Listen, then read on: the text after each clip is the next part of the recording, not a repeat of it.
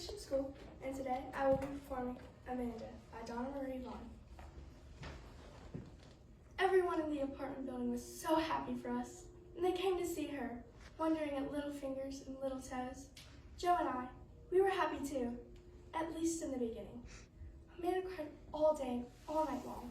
It concerned me, a new mother-in-law.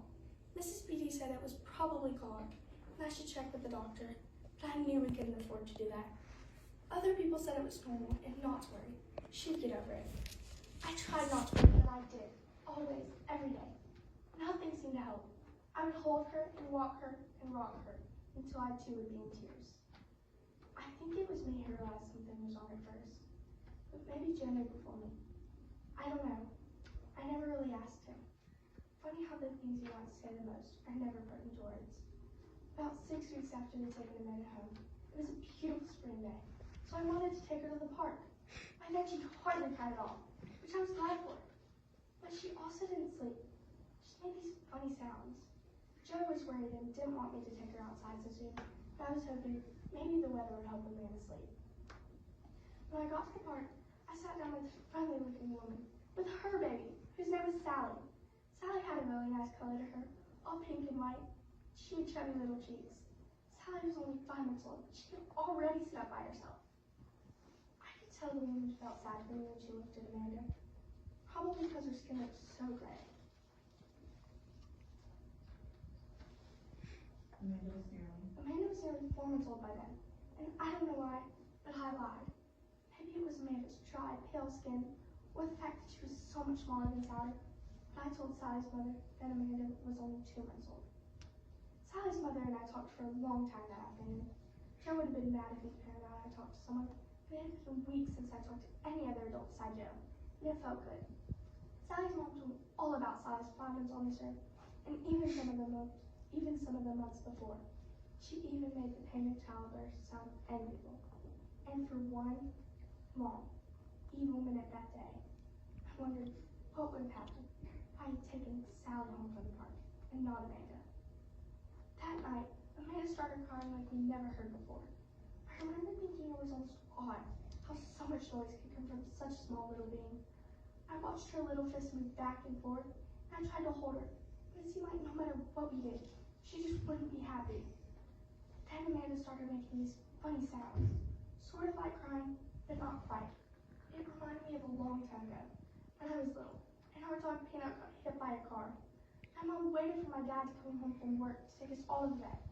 I wanted to take Amanda to the hospital, to a doctor, to someone who could tell us what was wrong. Joe and I had a big fight, and it was then that I understood, though he still hadn't said a word, that he knew, and he was just as scared as I. Joe took Amanda from me and tried to walk with her, talk to her, and I tried to do other things around the apartment so I wouldn't worry so much. I couldn't help but think about Amanda's real mother, the one who could have really shared those stories about elbows and knees cresting along her belly and little baby hiccups in the middle of the night. I thought maybe we were being punished, Joe and I. We should never have taken Amanda. This was God's way of telling us so.